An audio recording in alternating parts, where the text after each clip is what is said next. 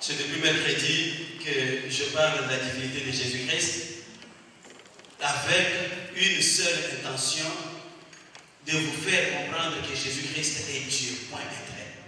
Et que l'unique chose que je vous dis, même si vous pouvez oublier tout, c'est de retenir que Jésus-Christ n'était pas un homme ordinaire, mais il était Dieu dans un corps humain. Et nous allons tourner nos Bibles dans Ésaïe, chapitre 35. Nous allons encore lire le verset 4, 5 et 6. Ésaïe 35, versets 4, 5 et 6. La Bible dit ceci. Dites à ceux qui ont le cœur troublé. Donc, si vous, ce matin, vous avez un cœur troublé, ce message est pour vous. Si ce matin, vous avez un cœur inquiet, vous avez un cœur angoissé, c'est que ce message s'adresse à vous. Le prophète Ésaïe a eu la révélation de Dieu 8 siècles avant la naissance de Jésus-Christ. Et Ésaïe dit que dites à ceux qui ont le cœur troublé. Lorsque on rentre dans le mot troublé, on peut trouver des mots proches, comme le mot triste, et je dirais, dites à ceux dont le cœur est triste. Dites à ceux qui ont le cœur anxieux. Qu'est-ce qui peut vous avoir rendu triste? Qu'est-ce qui peut vous avoir rendu troublé? Qu'est-ce qui peut vous avoir rendu anxieux? Peut-être ça peut être des problèmes personnels. Les problèmes pour lesquels vous avez cherché la face de Dieu, mais auxquels vous n'avez pas encore trouvé des réponses. Et cela commence à vous attrister. Vous commencez à vous poser des questions de savoir, est-ce que réellement, moi je serai consolé? Est-ce que les cieux se sont fermés sur moi ou Dieu continue à être Dieu? Peut-être que vous êtes troublé à cause du rejet. Les gens sur qui vous aviez compté, comme venait de le dire notre sœur Maudeline, vous ont trahi, vous ont ruiné. Ceux en qui vous avez fait confiance vous ont complètement viré. Peut-être que cela vous a amené à marcher avec la tête baissée. Peut-être que vous êtes troublé lorsque vous regardez autour de vous, soit dans votre famille, vous regardez la relation que vous avez avec votre épouse ou votre mari, vous regardez la relation que vous avez avec vos enfants, vous regardez la relation que vous avez avec le fruit de vos entrailles, vous faites tout ce que vous pouvez faire en tant qu'un homme, en tant qu'une femme, pour ramener l'ordre, ramener la paix, mais curieusement, vous vous apercevez que rien ne marche. Et cela commence à angoisser votre cœur, à vous inquiéter, à être sujet à beaucoup d'interrogations dans votre vie. Pourquoi je vis cela? Peut-être que vous êtes troublé à cause de votre santé. Vous avez été à l'hôpital, le médecin vous a donné un diagnostic, il vous a dit peut-être que dans 4 jours ou dans une semaine vous allez mourir, ou que la maladie que vous avez ne peut pas vous garder en vie. Peut-être même que dans votre environnement proche, vous pouvez avoir un frère, une soeur, un papa, une maman, un cousin, une personne qui vous est chère, mais qui est malade et dont la maladie devient source d'angoisse ou de crainte dans votre vie. Cela est de nature à troubler votre vie. Cela est de nature à vous déséquilibrer. Cela est de nature même à vous enlever toute confiance.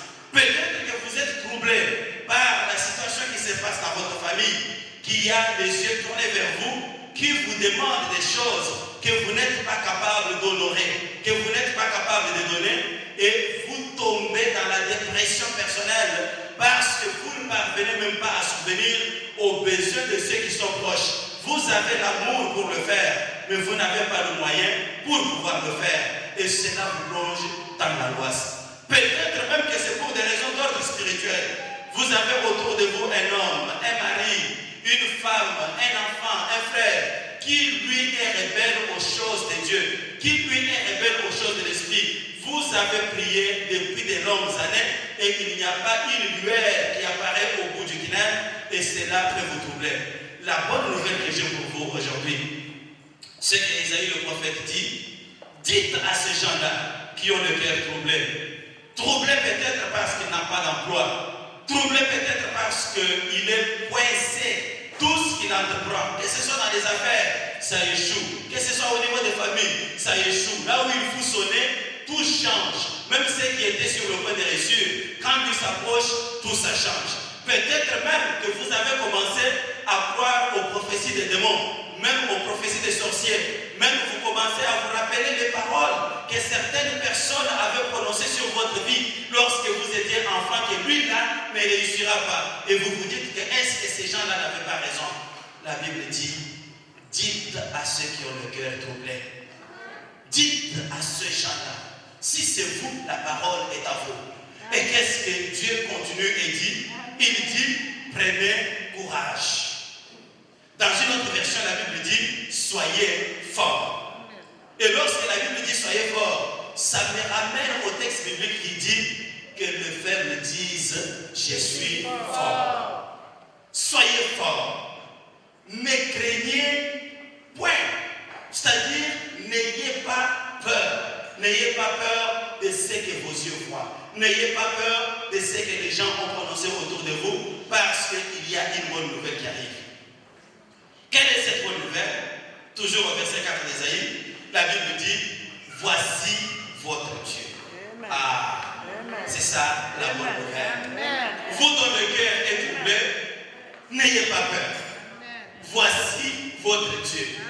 Vous savez, lorsqu'on est dans la tradition hébraïque, quand on vous renvoie à Dieu, c'est qu'on vous a renvoyé au terminus. C'est-à-dire qu'au-delà de Dieu, il n'y aura pas une puissance qui pourra prendre autorité sur la puissance divine. C'est qu'au-delà de Dieu, il n'y aura pas un roi qui pourra prononcer une parole sur vous, qui puisse se placer au-dessus de la parole royale prononcée par le Saint des Saints. Au-dessus de vous, il n'y aura pas un prophète qui pourra donner une prophétie qui va supplanter ce que l'Éternel peut dire et faire pour vous. Et Ésaïe dit, ne craignez point, n'ayez pas peur. Voici, c'est-à-dire regardez votre Dieu. Ésaïe continue pour dire que la vengeance viendra. C'est-à-dire qu'avec la venue de votre Dieu, la vengeance va venir. Et la vengeance vient quand? La vengeance vient lorsque vous êtes colonisé par des puissances étrangères. Lorsque vous êtes assujettis à des dominations étrangères. Lorsque vous avez été prisonnier. Lorsque les gens vous ont fait du mal. Alors Dieu lui-même apparaît et avec lui, il y a la vengeance. C'est-à-dire que quand Dieu vient vous venger, c'est qu'il vient mettre en déroute tous ceux qui avaient mal fait contre vous et tous ceux qui avaient mal pensé contre vous. Et pendant ce temps-là, Dieu vous demande à vous de vous tenir calme et de garder silence parce que votre Dieu vient lui-même. Voici votre Dieu. Avec lui, la vengeance vient. Ça, c'est un.